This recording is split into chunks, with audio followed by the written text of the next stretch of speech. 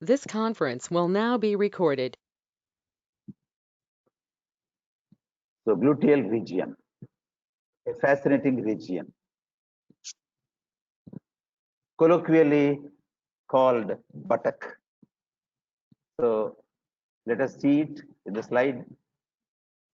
So this is the region behind the pelvis, extending from the iliac crest, this one iliac crest approximately, and below to the, there is a groove here, fold. This is called gluteal fold.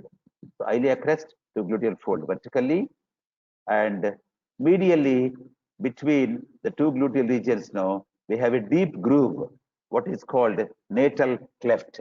Natal is to do with the birth. So natal cleft, this is the cleft here. Okay, natal cleft. That is about the location of the gluteal region. Now, in this region, let us start learning superficial fascia. Superficial fascia.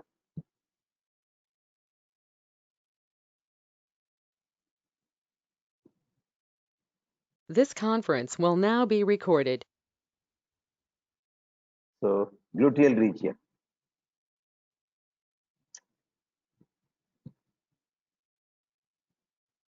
This conference will now be recorded. Yeah, now seriously, gluteal region, the buttock region.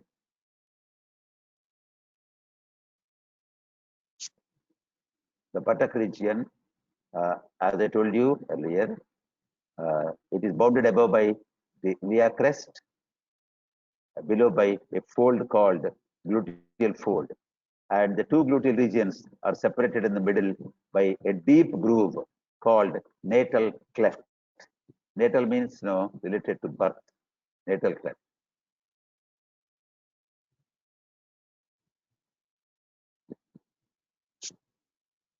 Now, in this region, let us look at the superficial fascia. So, superficial fascia, nothing special, but here, this region is famous for fat, plenty of fat, as much as, about a few inches thick, 1 to 2 inches thick, or even more. It is even more in the females. This dangerous fat is under the beautiful buttocks. So that is about the superficial fascia and fat.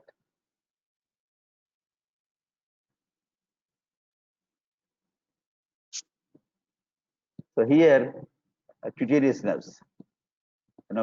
We can see plenty of cutaneous nerves now all around. So upper medially here, we can see the posterior rami of the lumbar and sacral nerves. Now lower medially, this one, lower medially, these are called the gluteal branches of the posterior cutaneous nerve of the thigh. So the posterior cutaneous nerve of thigh will be seen a little later, and from that a few branches recur. They come from under the gluteus maximus muscle and they supply here.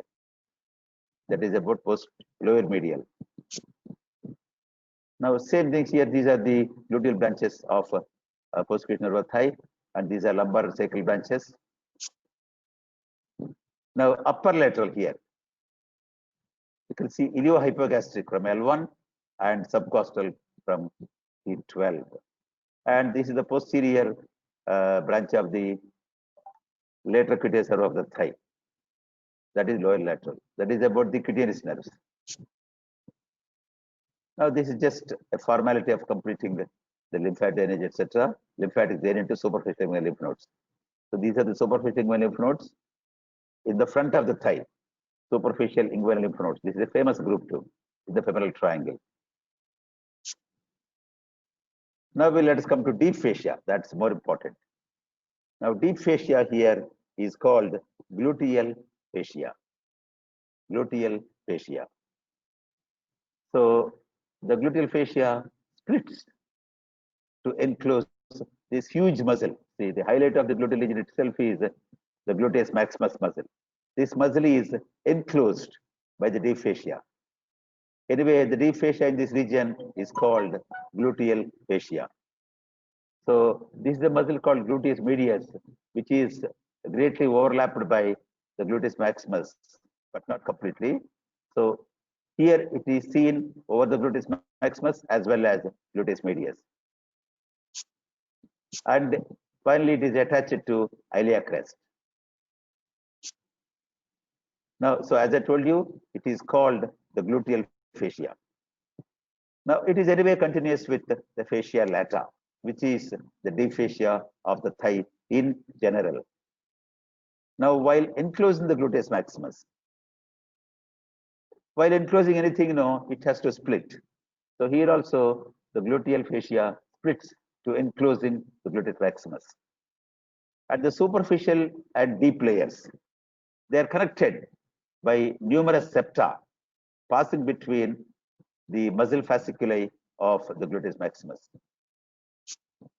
Now look at here, look at this picture. This is the gluteus maximus muscle, and this is the superficial layer. Here you can make out one layer is going under deep, so that is the deep layer. So at the upper border of the muscle, the two layers are continuous. They fuse here, and at the lower border also they fuse again. So while enclosing the gluteus maximus, it splits, and the two layers are connected by numerous septa. You can see these grooves here. You can see plenty of lines. These are the grooves now through which septa pass, and the septa connect superficial and deep layers. Now here, if you see over the gluteus medius, it is a single layer and a strong layer. This is pretty strong. You'll appreciate more the specimen.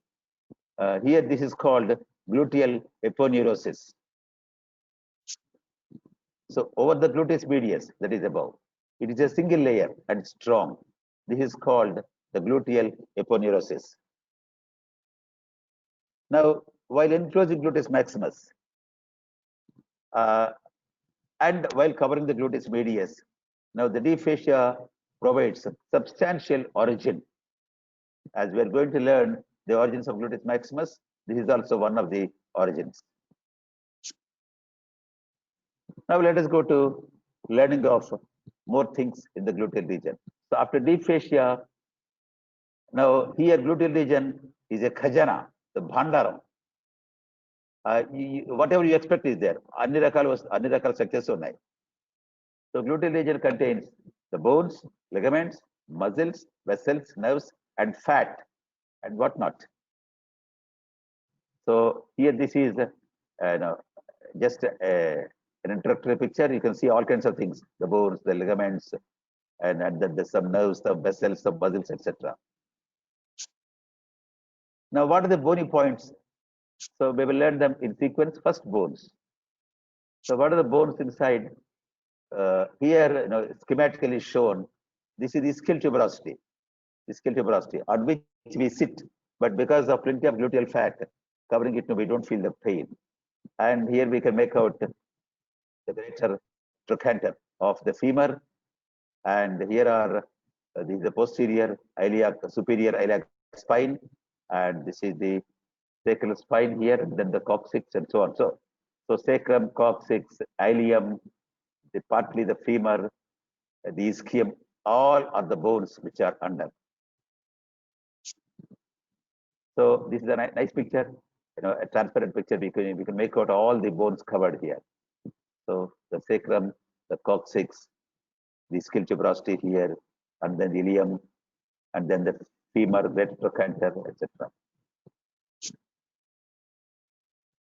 Not only that, not only the bones, the joint also. Here is the acetabulum here, and femur, so head of femur. This is the hip joint. Hip joint also is in the depths of the gluteal region. Hip joint is in the depths of the gluteal region. So those are the bones. Now we will learn the ligaments. Iliotibial tract, sacrotuberous ligament, sacrospinous ligament. All these are short notes questions. So here in these pictures now, you can see generally the sacrotuberous ligament, sacrum to ischial tuberosity, and then iliotibial tract. You already have been told it is on the anterolateral aspect of the front of thigh, and it is seen in the gluteal region also. So let us learn them one by one in some detail. So first, iliotibial tract. iliotibial tract is along the anterolateral aspect of the thigh. And if you see here, now in about 90% extended knee, it forms an appreciable ridge just above the knee. We can catch hold of it between two fingers. It looks like a strong tendon. So this is the iliotibial tract, which is a palpable landmark. Anyway, it is a vertical thickened band of the deep fascia on the lateral side of the thigh. So the fascia lata particularly is thick along the anterolateral aspect of the thigh. That is the iliotibial tract. As the name implies, it extends from ilium to tibia. So what are the attachments now? Above. It is attached to iliac crest, of course, outer lip. First 5-6 centimeters or 6 centimeters up to the tubercle of the iliac crest. By now, you must be knowing these things. Tubercle of the iliac crest. Now, below, it is attached to the lateral condyle of the tibia, and it has some kind of an attachment to the capsule of the knee joint also on the deeper aspect. Now, iliotibial tract, particularly, though it is a thickened of deep fascia, it is particularly famous because of these two factors, because it is reinforced by fibers from two muscles, gluteus maximus and tensor fasciae latae. Gluteus maximus, 3/4 of gluteus maximus, and then tensor fasciae latae. We will learn more. Now, before we go to learn more, so this is the gluteus maximus here. This is tensor fasciae latae. While they are both are inserted into the iliotibial tract now, the lower part of iliotibial tract, let us say lower 2/3 of iliotibial tract, it virtually acts as a tendon of gluteus maximus and the tensor fasciae latae. And we know iliotibial tract is attached to tibia lower down. So both gluteus maximus and tensor fasciae latae are able to pull the tibia. So they form, that is how they can approximate the iliotibial tract and approximate the tibia to the femur.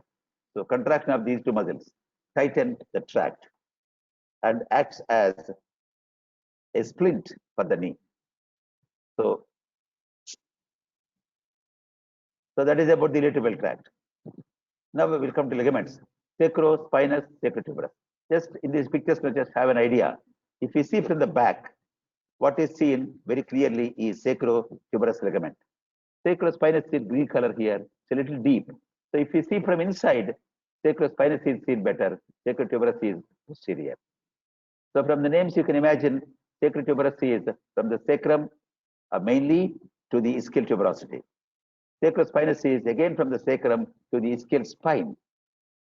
So these two ligaments, they convert the greater and lesser sciatic notches into foramina. If you see a separate hip bone, they are just notches only. But in an intact pelvis, these ligaments convert the notches into foramina. So this is a better picture from the Cunningham's manual. So you can make out posterior view, beautiful picture. This is the biconcave shaped sacrotuberous ligament. And a little deep to that is the sacrospinous ligament. Greater sciatic foramen and lesser sciatic foramen. Now let us learn a little more about the sacrotuberous ligament. So from the name, from the back of sacrum, but also attached to coccyx. And a few fibers are attached to posterior, superior iliac spine also. So you see this picture. Fibers come all the way from posterior, superior iliac spine. Posterior, superior iliac spine, sacrum and coccyx. That is why it is very broad above and narrow in the middle and again slightly broader below. So it is attached to ischial tuberosity. Now sacrospinous ligament, which is inside, it is ventral to the former. That also connects the sacrum and coccyx to the ischial spine. Sacrospinous ligament. Sacrospinous ligament. Now, what do? They stabilize the sacrum and prevent its mobility at the sacroiliac joint by the weight of the vertebral column. This is the sacroiliac joint. This is the sacrum which receives all the weight of the trunk through vertebral column. So, but for the ligaments, the sacrum can sink. So it helps in, the ligaments help in stability of the sacrum at the sacroiliac joint. Now we come to muscles. Of course, most important are the three muscles: gluteus maximus, gluteus medius, gluteus minimus, and then tensor fasciae latae, and then half a dozen lateral rotators. So the most important are the more important are glutei, and the most important is gluteus maximus. So let us start with gluteus maximus now, the largest muscle in the body. So gluteus maximus, if we see gluteus maximus, this may remind deltoid to us. Then nothing wrong in that. Now gluteus maximus covers the gluteus medius and the 6 lateral rotators.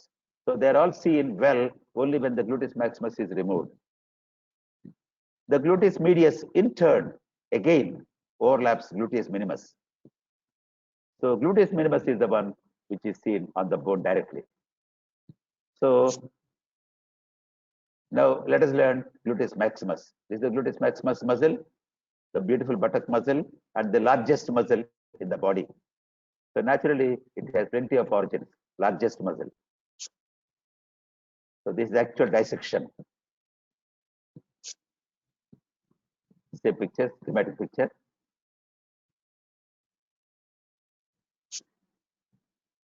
So here you can make out, as said in the previous slide now, here the gluteus maximus is cut here. When the gluteus maximus is cut now, all other muscles are seen. For example, this is the gluteus medius also is cut here to expose gluteus minimus. And these are all the 6 lateral rotators. I'm coming to the details now. Now we will learn gluteus maximus in detail. The gluteus maximus, of course, is the boss of this region, largest muscle in the body. It has many origins. Be careful here. First of all, bony origin. It arises from the gluteal surface of the ilium. Do you remember gluteal surface of ilium? Now this is the outer aspect of the ilium. This surface itself is called gluteal surface because it faces gluteal region. And here you can make out some ridges here. Now this is called inferior gluteal line, label is there. And this is called anterior gluteal line. And this is called posterior gluteal line. So gluteus maximus arises from the posterior gluteal line and from the small triangular region behind that. But that's far from adequate for the gluteus maximus. So gluteal surface of ilium behind the posterior gluteal line and the line itself. Now it also arises from aponeurosis of the erector spinae. Now if you look at here, now this is a muscle in here called erector spinae.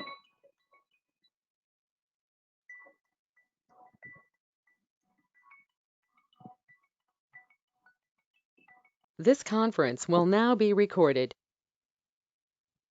I'll continue now. I'll continue. Now, here is a strong muscle inside called erector spinae, and the thick fascia covering it is the aponeurosis of erector spinae. That also gives rise to lots of fibers of gluteus maximus and other origins. Posterior surface of sacrum and coccyx you can make out. Sacrum and coccyx also contribute to origin. And more importantly, from the sacrotuberous ligament, which is under cover of gluteus maximus. So sacrotuberous ligament also provides origin. So the muscle has to be peeled off from sacrotuberous ligament later. And as I told you already, from the gluteal fascia, I told you already, gluteal fascia over the muscle, under the muscle, and the septa, and the septa passing between the fasciculi. Like that, gluteus maximus has multiple origins. Multiple origins. So repeat, from the gluteal surface of ilium and the aponeurosis of erector spinae, and from the sacrum, coccyx, sacrotuberous ligament, and then gluteal fascia again. So multiple origins. Now the insertion also is no less interesting. Insertion. So this is the origin again on the ophthalmic. Now insertion, look at that. The muscle almost is inserted to iliotibial tract. This is the iliotibial tract. In the previous slide, you have seen as much as 3/4 of gluteus maximus are inserted to iliotibial tract. So the muscle fibers pass downwards and laterally for insertion. So downwards and laterally. The muscle mostly overlaps gluteal region. So when this muscle is there, nothing else is seen, almost. Only gluteus medius partly is seen above the gluteus maximus. So only gluteus medius partly is seen. All other muscles, vessels, nerves, ligaments, bones, bursae, etc., are under cover of the gluteus maximus. Where is the insertion, by the way? Now the insertion. Insertion, 3/4 of gluteus maximus are inserted to irritable tract. Now, which 3/4 is the question? This 3/4 includes the entire upper half and then superficial part of the lower half of the gluteus maximus. So let us see. So the entire upper half and even the superficial fibers of the lower half. In K. the deeper fibers of the lower half are remaining. The remaining, that is, deeper fibers of the lower half get inserted to the gluteal tuberosity on the posterior aspect of the femur. Do you remember gluteal tuberosity? Now, this is the gluteal tuberosity. Do you remember linea aspera, the lateral lip continuation? So this is the gluteal tuberosity, named after the gluteus maximus muscle. But to the gluteal tuberosity, only 1/4. That means deeper fibers of the lower half are inserted. So for all practical purposes now, gluteus maximus appears to be inserted to irritable tract. So that is why the lower part of tibial tract is almost can be taken as a tendon of gluteus maximus. That is how gluteus maximus is able to pull the tibia. So that's about the insertion, which I told you now.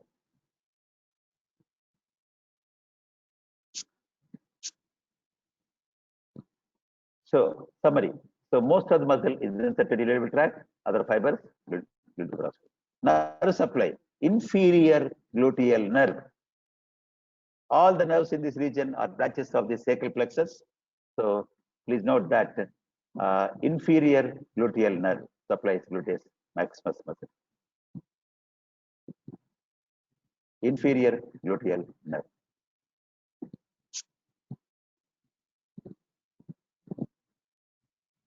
Now, what can be the actions of gluteus maximus?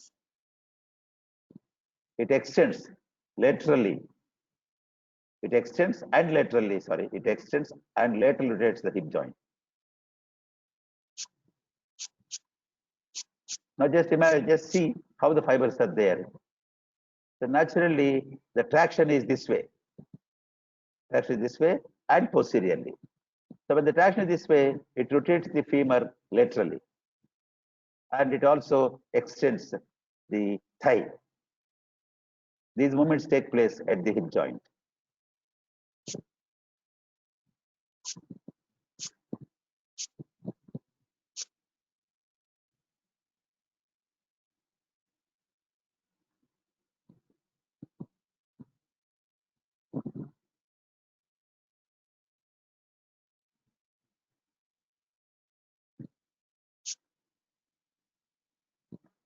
So gluteus maximus extends and laterally rotates the hip joint.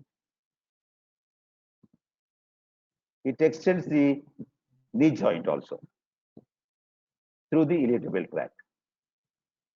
It gives simultaneous stability to the hip and knee joints through the iliotibial tract.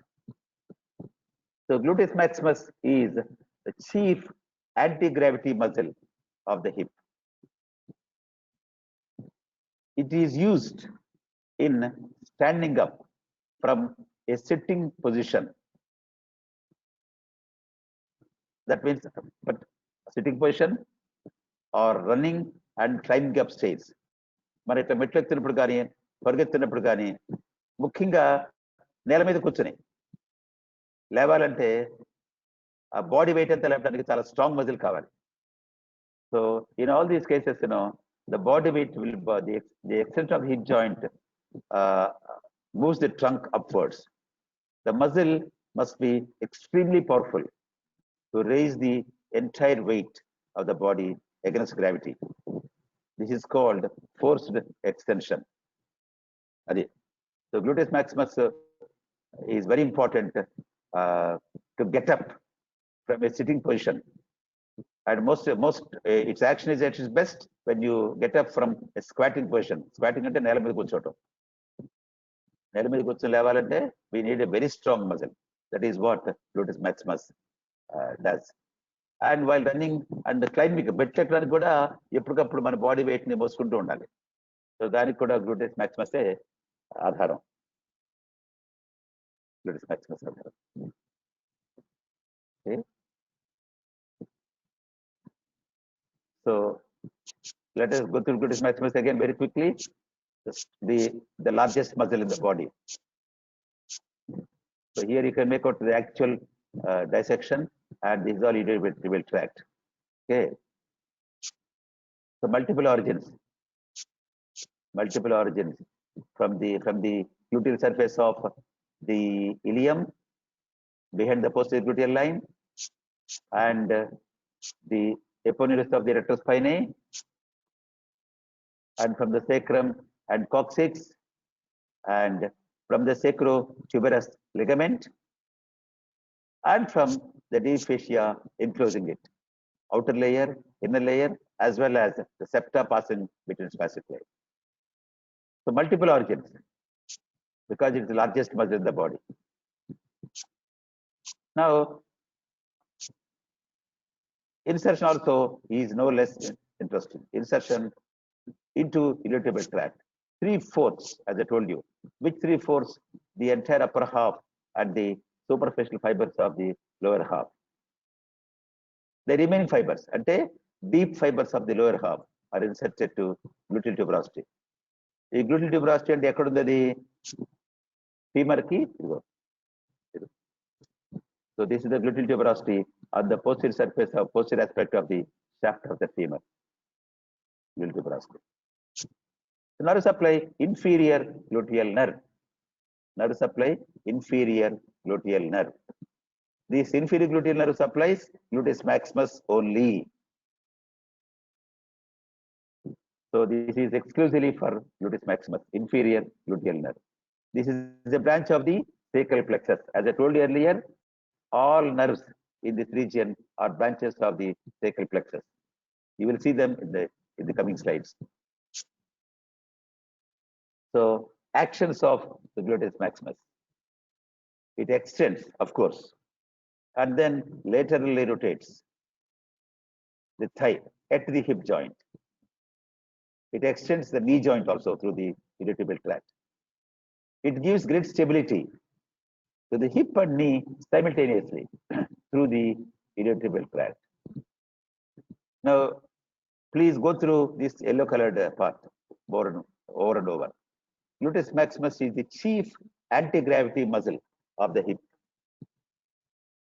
It is used in standing up from a sitting position, and it is most effective when you get up from a squatting position. Even if you sit in a chair to get up, of course, we need gluteus maximus. And then while running, and particularly while climbing some stairs, we need gluteus maximus badly. Now, in each case, sorry, extension of the hip moves the trunk upwards. The muscle must be extremely powerful to raise the weight of the body against gravity. Now, this kind of extension is called force extension. Now, while standing, if you just extend your thigh backwards now, that's not force extension. But when you have to do it against gravity, it's a force extension.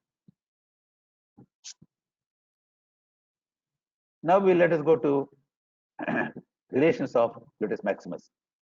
At the gluteus maximus, we have plenty of structures. The bones, the ligaments, bursae, muscles, vessels, nerves, fat, and whatnot. Here, bursae. Bursae are usually present near the joints. Here also, there are some bursae.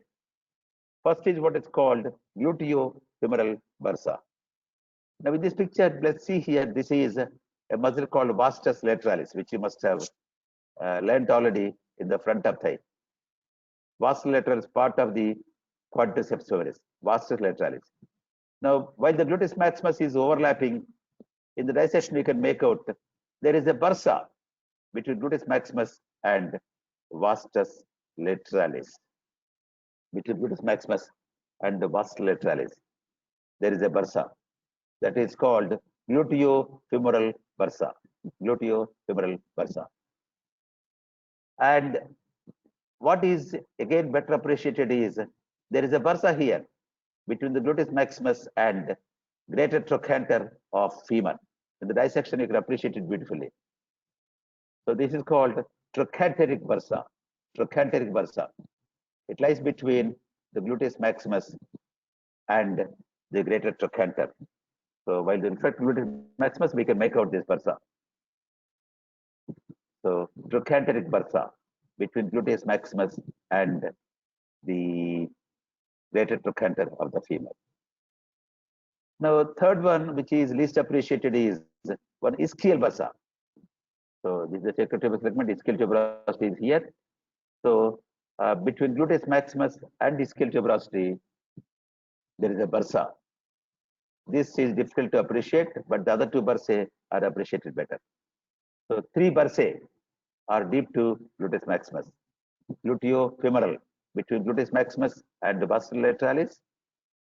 Trochanteric bursa between gluteus maximus and greater trochanter of the femur, and ischial bursa between the gluteus maximus and ischial tuberosity.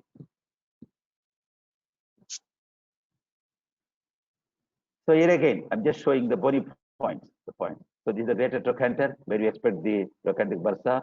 This is the vastus lateralis. Gluteofemoral bursa is expected here, and this is ischial tuberosity. Ischial bursa is expected here.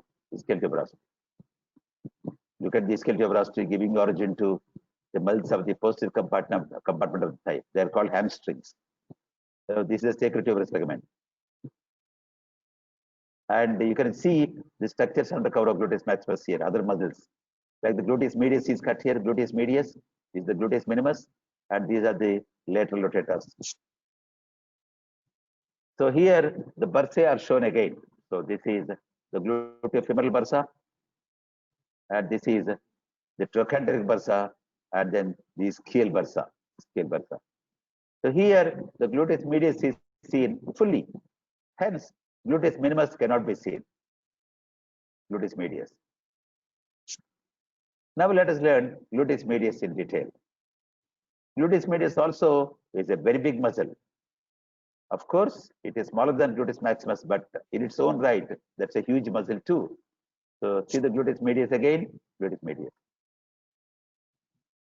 Is the muscle gluteus medius, which is partly overlapped by the gluteus maximus, and above the gluteus maximus it is seen. Above the gluteus maximus.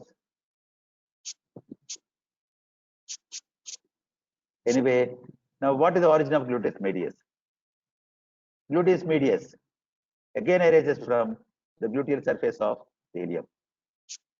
So I told you already, now this is the posterior gluteal line. So this is the posterior gluteal line. So from here, gluteus maximus. Now this is the anterior gluteal line. Between these two, look at this vast area. Now this is the origin of gluteus medius muscle. So gluteus medius arises from the gluteal surface of ilium between the posterior and anterior gluteal lines. So this is the area. Posterior gluteal line is here, anterior gluteal line is here. So this is the area. And also from the fascia, strong fascia covering. I told you in one of the, I showed you in one of the previous pictures. With the picture. Also arises from the strong fascia covering it, called the gluteal aponeurosis. So this one. So the gluteal aponeurosis also gives origin to. That's about the origin of gluteus medius muscle. From the gluteal surface of the ilium between posterior and anterior gluteal lines, and from the gluteal aponeurosis.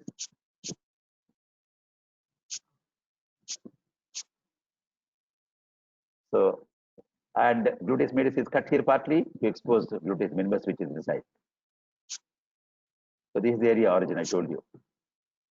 Now see, so outer surface of the ilium at the gluteal surface matter between the anterior and posterior gluteal lines. So this is the anterior gluteal line, this is the posterior. Insertion, look at that insertion. It goes to the greater trochanter. It is going towards the greater trochanter on the lateral aspect. It goes to greater trochanter of femur on the lateral aspect, lateral surface of the greater trochanter. Nerve supply by the superior gluteal nerve. Gluteus maximus is by inferior gluteal nerve. I told you inferior gluteal nerve supplies only gluteus maximus, whereas gluteus medius and minimus are supplied by the superior gluteal nerve. So superior gluteal nerve. We'll learn more about the nerves, etc. tomorrow. Action. It abducts and medially rotates the thigh. Abducts and medially rotates the thigh. More important action we'll discuss in next slide. So this is a schematic picture. So anterior gluteal line. This is the posterior gluteal line. So this is the wrong picture. So this is a picture of the gluteus minimus, sorry. Yeah, minimus. So that is all about gluteus medius. Now we will learn the gluteus minimus now. Now gluteus minimus is something which is seen only where gluteus medius is removed. This is the gluteus minimus. This also arises from the gluteal surface of the ilium between the anterior and inferior gluteal lines. Now we know this is the inferior gluteal line. So this is the inferior gluteal line and this is the anterior gluteal line. So this is the area of the origin of gluteus minimus from the inferior and anterior. So this is the area, okay, between the anterior and inferior gluteal lines. Insertion, this is also inserted to greater trochanter. I think this is inserted to anterior surface.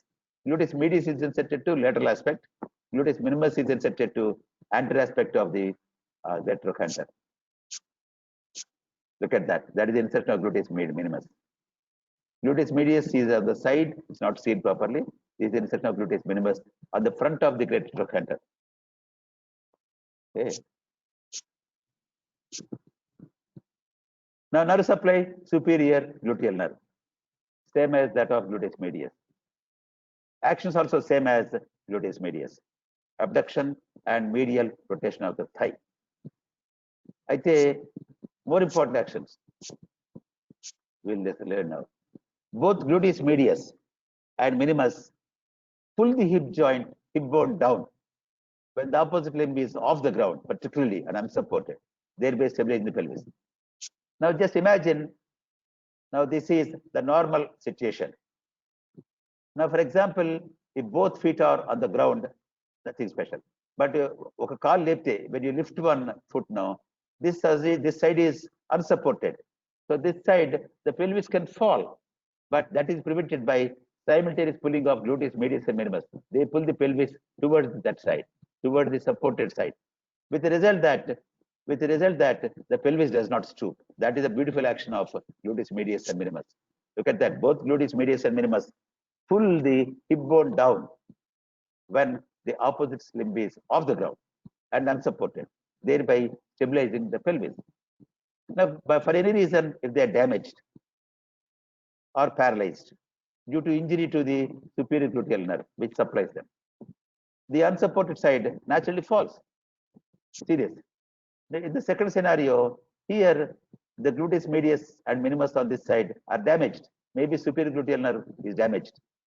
So these two muscles cannot pull the hip bone, the ilium down when the other limb is unsupported. Normally, when the one limb is unsupported, the supported side, the gluteus medius and minimus, pull the pelvis down. This is normal. Now here, superior gluteal nerve is damaged and gluteus medius minimus cannot pull, so unsupported limb falls down. This is called Trendelenburg's test. So this is called Trendelenburg's sign or test. Doesn't matter. Just to test the integrity of the superior gluteal nerve, ask the patient to raise the foot on one side, and if that side is stooping, that means this test is positive. So for normal human beings like us now, the Trendelenburg test is always negative. So same, better picture. This is normal. When one limb is unsupported, gluteus medius minimus, they pull the pelvis down, with the result that the unsupported side, pelvis is not normal. Sometimes it is even raised also. But when it comes to damage to superior gluteal nerve on this side, when the other side is unsupported, it cannot pull the pelvis down. So this is normal. This is positive sign of Trendelenburg. Now let us learn a little bit about the tensor fasciae latae. This muscle is something which is completely enclosed within the irritable tract. So you have to necessarily cut open the irritable tract, upper part, upper 5 to 6 inches of irritable tract. You have to cut open and to see the tensor fasciae latae. As the name implies, it tenses the fascia lata. So it is contained within the upper part of the irritable tract. So it arises from the iliac crest.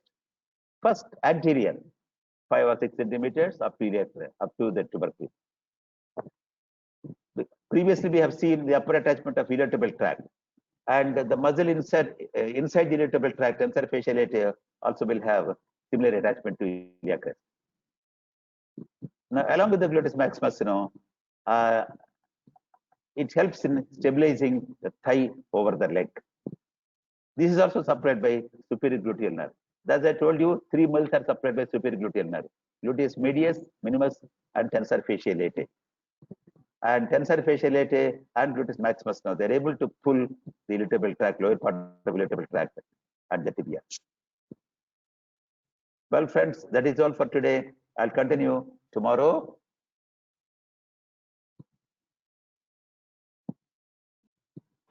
If you have anything to say, please unmute yourselves. All the